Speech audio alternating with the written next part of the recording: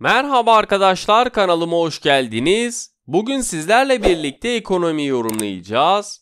Dünya para piyasalarının teknik analiz verilerinden bahsedeceğim. İlk olarak ons altındaki yukarı yönlü momentum devam ederken tarım dışı istihdam verisinin beklentinin bir hayli altında gelmesiyle hareketini hızlandıran ons altında 1800 dolar seviyesinin aşılması önemini koruyor.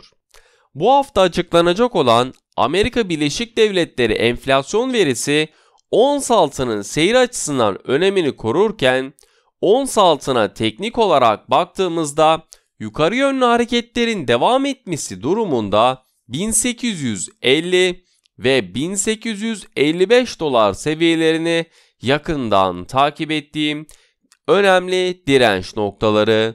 Satış baskılarının görülmesi durumunda ise 1830 ve 1825 dolar seviyelerini yakından takip ettiğim dikkat etmemiz gereken destek noktaları. Gram altın tarafında ise döviz kurunda yukarı yönlü hareketin devam etmesi gram altındaki yukarı yönlü hareketi de destekliyor. Dolar endeksindeki görülen geri çekilme ve Amerika Birleşik Devletleri tahvil faizlerinin tekrardan 1,60 seviyesine ulaşması baskıyı da artırıyor.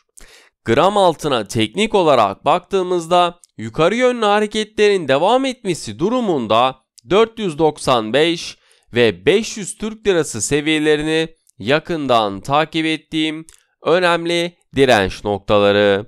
Gelebilecek olası bir aşağı yönlü hareketin oluşması durumunda ise 485 ve 480 Türk Lirası seviyelerini yakından takip ettiğim dikkat etmemiz gereken destek noktaları. Pound dolar paritesinde ise Pound dolar paritesi 1,40 seviyesinin kırılmasıyla birlikte yukarı yönlü hareketlerini kuvvetlendirdiğini görüyoruz. İngiltere Başbakanı Boris Johnson yeniden açılma sürecindeki ikinci aşamayı açıklaması bekleniyor.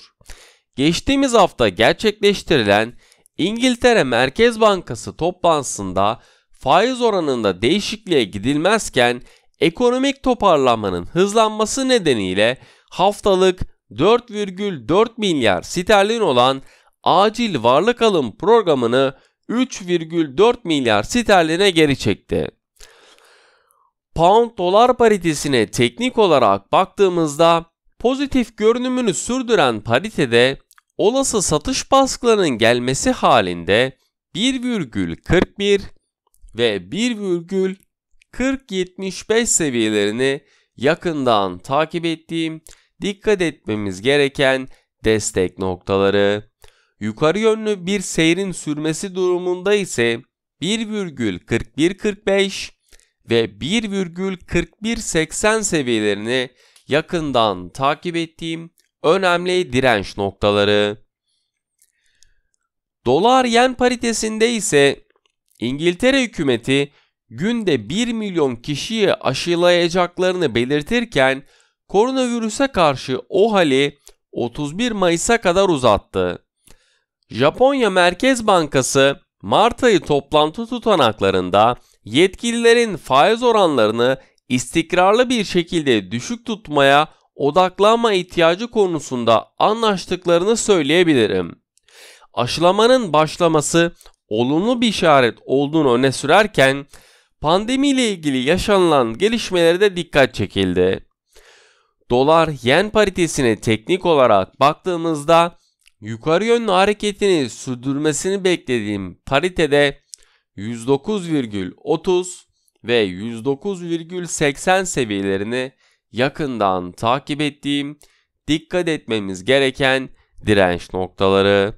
Gelebilecek olası satış baskılarının oluşması durumunda ise 108,30 ve 107,60 seviyelerini yakından takip ettiğim önemli destek noktaları.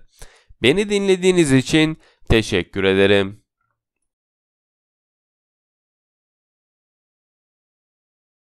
Baby, should take it slow.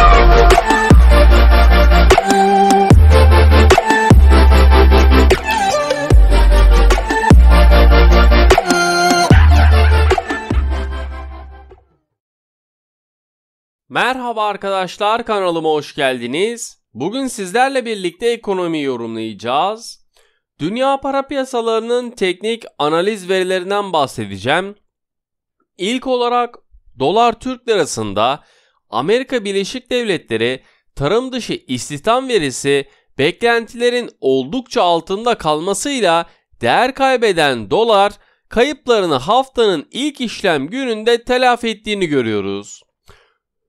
Türkiye ülke risk primi uzun bir aranın ardından tekrardan 400 baz puan seviyesinin altında 388 seviyesinden işlem görürken bu hafta yurt içi piyasalar Ramazan bayramı nedeniyle tatil havasına geçecekken Amerika Birleşik Devletleri TÜFE endeksini de yakından takip ediyorum.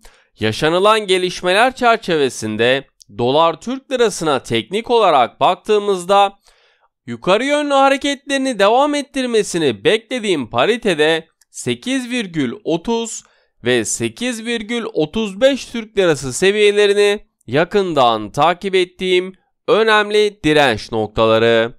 Olası satışların görülmesi durumunda ise 8,25 ve 8,18 Türk lirası seviyelerini yakından takip ettiğim, dikkat etmemiz gereken destek noktaları. Euro Türk lirası tarafında ise Amerika Birleşik Devletleri tarım dışı istihdam verisinin beklentilerden çok düşük gelmesiyle birlikte Euro'da sert yükselişlerin ardından paritede toparlanmanın yaşandığını gördük.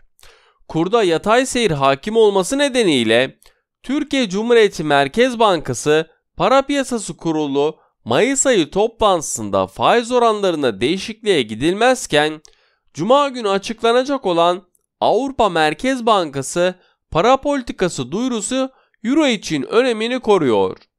Euro Türk lirasına teknik olarak baktığımızda yukarı yönlü hareketlerini devam ettirmesini beklediğim kurda 10,08 ve 10,15 seviyelerini yakından takip ettiğim önemli direnç noktaları. Olası satış baskılarını görmemiz durumunda ise 10 Türk lirası ve 9,95 Türk lirası seviyelerini yakından takip ettiğim, dikkat etmemiz gereken destek noktaları. Euro dolar paritesinde ise Euro bölgesi güven endeksinde son 3 yılın en yüksek seviyesini görürken Amerika Birleşik Devletleri 10 yıllık tahvil getirileri 1,46 seviyesinden seyrine devam ettiğini görürken dolar endeksi de 90 seviyesinin hemen üzerinde işlem görüyor. Euro bölgesi için bu hafta Avrupa Merkez Bankası para politikası duyurusunu yakından takip ederken Euro dolar paritesine teknik olarak baktığımızda yukarı yönlü hareketlerin devam etmesi durumunda 1,2165 ve 1,2195 seviyelerini yakından takip ettiğim önemli direnç noktaları.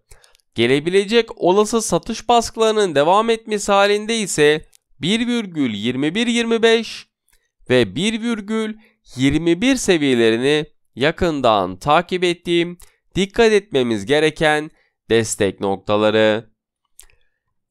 Brent petrol tarafında ise Brent petrol 70 dolar seviyesini aşmakta güçlük çekerken Amerika Birleşik Devletleri ve Çin'deki toparlanma artan enerji ihtiyacı çerçevesinde petrol için olumlu bir gelişme olarak kayda geçerken Hindistan'daki artan vakalar yukarı yönlü hareketleri de baskılıyor. Bu hafta açıklanacak olan haftalık ham petrol stokları Brent petrolünde seyir açısından önemini korurken Brent petrole teknik olarak baktığımızda yatay hareketlerini devam ettirmesini beklediğim Brent petrolde 68,40 ve 69 dolar seviyelerini yakından takip ettiğim önemli direnç noktaları. Yaşanılan gelişmelerle beraber aşağı yönlü bir seyrin oluşması durumunda ise 67 dolar ve 66,60 dolar seviyelerini yakından takip ettiğim, dikkat etmemiz gereken destek noktaları. Beni dinlediğiniz için teşekkür ederim.